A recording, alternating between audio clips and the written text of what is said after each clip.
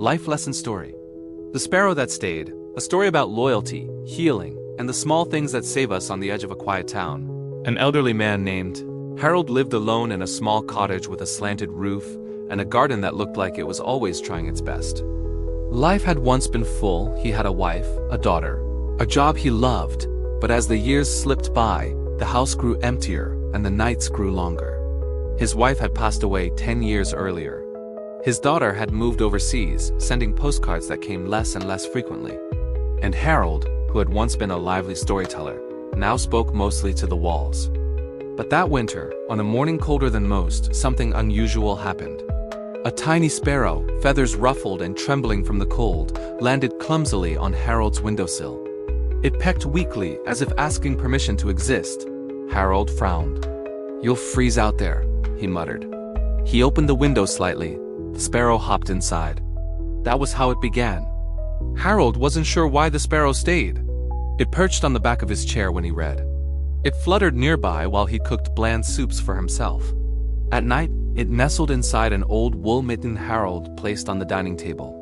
"You could fly anywhere," Harold would say. "Why stay with an old man like me?" The sparrow chirped softly in response, as if saying, "Because you opened the window." Days grew into weeks.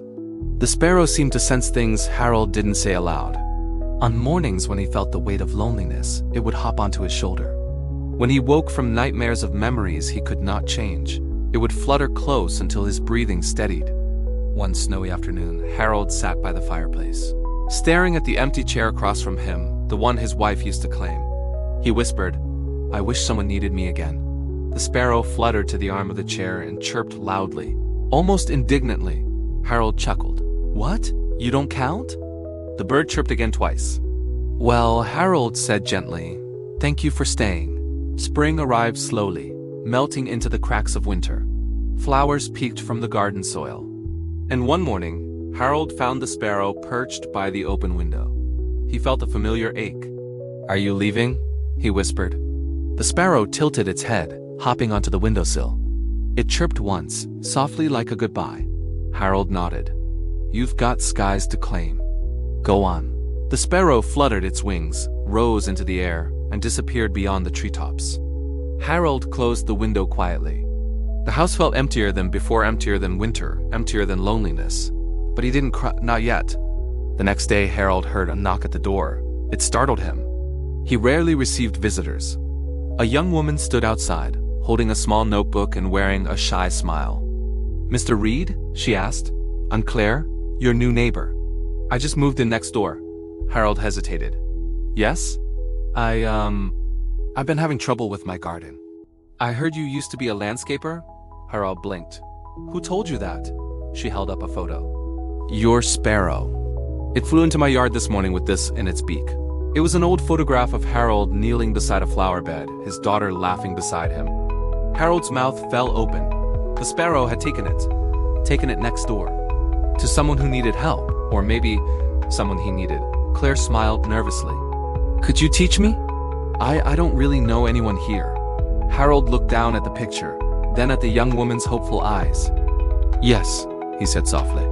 "I'd like that." Over the next months, Harold and Claire worked in the garden often. He taught her how to prune roses, when to water mint, why marigolds needed sunlight.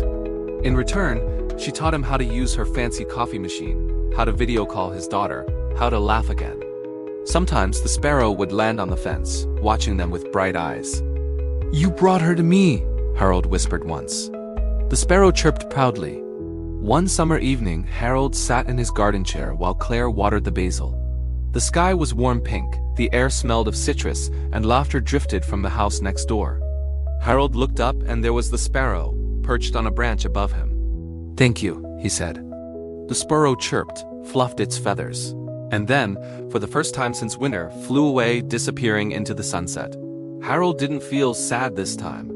Some birds stay only long enough to help you remember how to live. Moral of the story: the smallest presence can save a lonely heart. Sometimes help arrives on tiny wings, staying just long enough to guide us toward the people and the life we're meant to reconnect with.